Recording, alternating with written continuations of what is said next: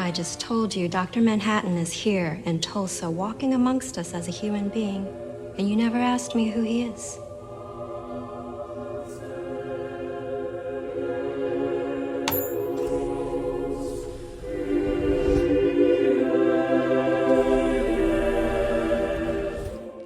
Welcome back, everyone. It's Charlie. This is going to be my Watchmen Episode 7 video. They just blew the doors wide open. Holy crap. Dr. Manhattan has been walking amongst us this whole time, so we'll break it down. There's a whole bunch of Easter eggs, and they've been seeding along clues this whole time, so some of you may have guessed the twist. So if you're new to the channel, be sure to subscribe to get all the videos, and careful for spoilers from the episode, obviously, because we'll be talking about some very big twists. Top 10 WTF and Easter eggs, starting with number 10. The episode opens with a documentary about Dr. Manhattan's life, his origin story, both sides of the aisle, people that loved him and worshipped him as a god, people that hated him and thought that he made things worse. The title of the episode was An Almost Religious Awe, which I think is a reference to the awe that people feel when they think about Dr. Manhattan. There's a whole bunch of Easter eggs for present day when they do that documentary. They explain why there's no gasoline cars anymore, Manhattan-powered lithium engines, all this technology derived from him. Basically, he becomes this big pop culture icon. It's like a Marvel superhero, one of the Avengers, like Robert Downey Jr. is Iron Man, or one of the DC heroes.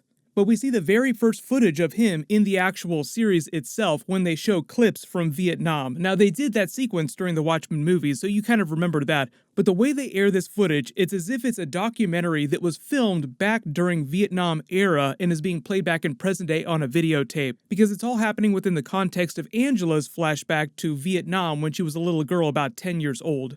Number 9, they tell Angela's origin story. We get the origin of the Sister Night vigilante name that she took, the Sister Night blaxploitation movie that she was never allowed to watch. They say it's too scary. I guess we could say that it's implied that she eventually watched it. Like, even her grandma's like, oh, that was a great one. What do you mean you haven't watched it yet? Oh, they say that I'm not allowed to watch it. They use the flashbacks to get across a whole bunch of exposition about what happened to the world after Dr. Manhattan came to Vietnam and helped them win that war.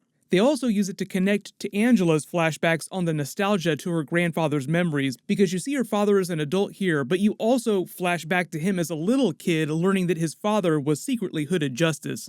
They explain her parents were killed in a terrorist bombing and she went to live in a group home for a number of years until her grandmother came to try and bring her home. We'll talk about that in a second too, because that little girl cannot catch a break. Lady True starts to explain the nostalgia trip. She gives her this really funny tutorial injection that's like a chemical version of memories, trying to talk her out of the trip that she's on. The interesting Easter egg during this that you probably spotted is the Cyclops file that her grandfather compiled when they're telling her to meditate and think about something while this is doing its job. I feel like they explained most of what they needed to explain about Cyclops through the course of this episode. If you weren't clear on what was going on in last week's episode, they definitely explained it this week. But you learned that Lori is still on her side. She's the one that sent her to Lady True, because Lady True is the person that manufactured the nostalgia drug in the first place. Later in the episode too, when she's talking about the Millennium Clock on this broadcast that's being played back, she talks about how nostalgia was one of her greatest failures. I feel like nostalgia could have been this really great tool for people to learn from the past and then use it to move forward, but that's not what happened.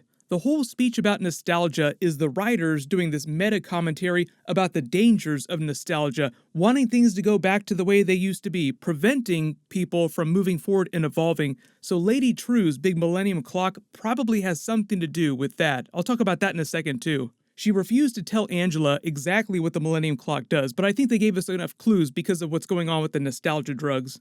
But number 8, Lori versus the chief's wife. So she goes to visit the chief's widow. They have this pleasant conversation. She tells her this mind-blowing story about Cyclops and this grand conspiracy that her husband may have been part of, and they play it in the most hilarious way possible, where the wife just completely comes clean. Oh, well, that was initially the plan, but then we felt like making Senator Keene was small potatoes, and that gets into the larger plan about them becoming Dr. Manhattan after they kill him, when she was saying small potatoes. I'll explain that in a second. That's a whole other thing, this big secret plot of the 7th Cavalry to take the powers of Dr. Manhattan. I love the joke about the trap door, the fact that it's just so old that she has to mash the button a bunch of times to get it to work. Number 7, we get the flashback where Angela decides she wants to be a cop someday, so she's asked to identify the person that helped kill her parents, which she correctly does. She says that she's not afraid. She actually wants to listen to them execute the person. The lady cop is nice and is like, no, you can't do that, but when you're ready, come visit me. You would make a good cop someday. Gives her her badge. They're using this to let you know how hardcore she was as a little girl, otherwise she wouldn't have been able to survive on her own for that long. But number 6 WTF, Lady True drops the bomb about her daughter. Oh, she's not my daughter, she's my mother. I cloned her and took her memories and I'm slowly reintegrating them into her. I'm getting ready to achieve my greatest accomplishment and I want my parents there with me. Oh, are you gonna bring your father back too? Oh, he's not here yet.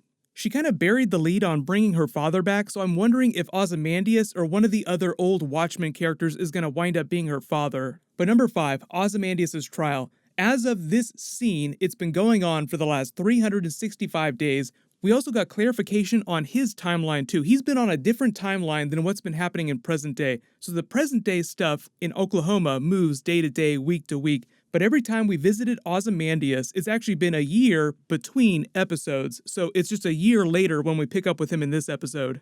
They play it like it's going to be really serious, but he's basically being judged by all these other clones. They talk about how he's made a mockery of the trial this whole time, told everyone how he's so far above them. Then the game warden also plays a bit of a joke on Ozymandias, slighting him by bringing in all the pigs, a jury of your peers, as they all come squealing in. He's guilty. It's hard to tell where they're going with this because it seems like Ozymandias is just waiting to be rescued, so he's just trying to wait these people out. He is powerful enough to defeat them in hand-to-hand combat, so at least it looks like he just feels like he has to wait this out, like he doesn't think he's in any kind of danger from any of them. But number 4, Lady True explains her plan to save the world, without completely explaining how the Millennium Clock works. What is it going to set off? It's a giant dome shape, it's constructed in the most defensible, safest place on Earth. That's why it has to be Oklahoma. Also probably has something to do with Dr. Manhattan being in Oklahoma.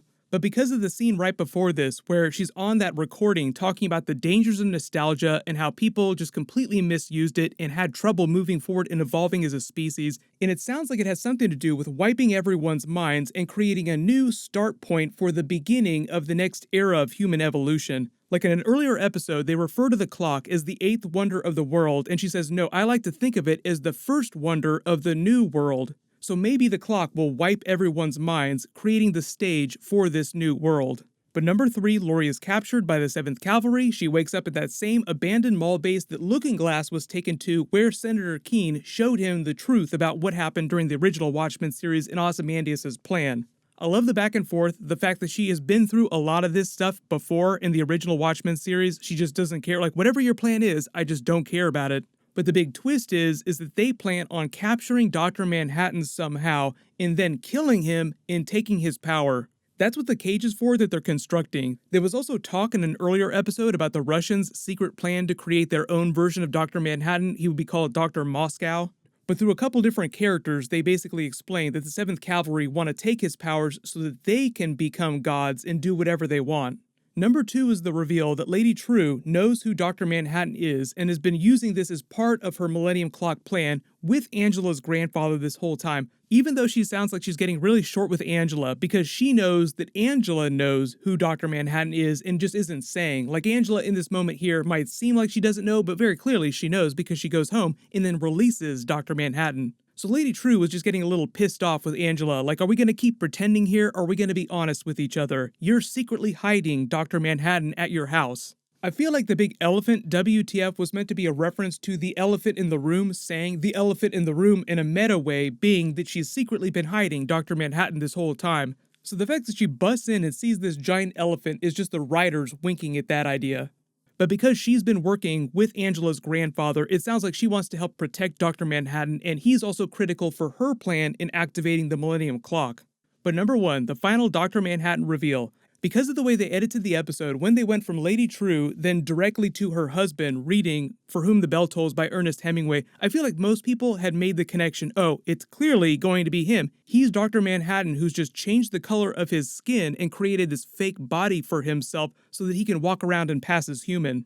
Most of you are probably more confused about why he can look like this when Dr. Manhattan clearly looks like this based on the original series. Like, he was born a white man, he was a physicist. How come he looks like Black Manta from the Aquaman movie? Her grandfather actually gave us all the clues that we needed at the beginning of the series. He said Dr. Manhattan can change the color of his skin, he can make himself look like whatever he wants. The critical piece of technology, though, was that device that she pulled out of the hole in his skull that was suppressing his powers. Most of you are asking why he would make himself look like this though, and that probably has something to do with camouflaging himself from the world, because everyone knows what Dr. Manhattan really looked like when he was a human, so if he just turned himself back into his normal human form, people would never leave him alone, and clearly from the teaser in next week's episode, because of the way his mind works, he just goes from one woman to the next. Like you see him go from his original wife to Silk Spectre 2 during the original Watchmen series. Very clearly, the same thing happened in Vietnam. He fell in love with a new woman, and that just happened to be Angela. And in order for them to be able to be together, he had to find a way to make people think that he was not Dr. Manhattan, thus the disguise. The biggest question for me right now is actually how the Ozymandias plot is going to connect to the Dr. Manhattan plot in present day. Because Dr. Manhattan is the person that put him there, that's happening in the past. Very quickly by the finale, that will catch up with present day. But if he's rescued and then brought back to Earth, what is he going to do? Then there's the question of what happens to the 7th Cavalry, because I don't think that any of us believe that they will actually become gods and be successful in taking the powers of Dr. Manhattan. So everyone, post your theories in the comments below. If you have any big questions, I'll try to add it to my video next week. There's only 2 more episodes. While you wait for everything, click here for my brand new Baby Yoda Mandalorian video, and click here for all my other Watchmen videos. Thank you so much for watching. Everybody stay awesome. I'll see you guys tonight.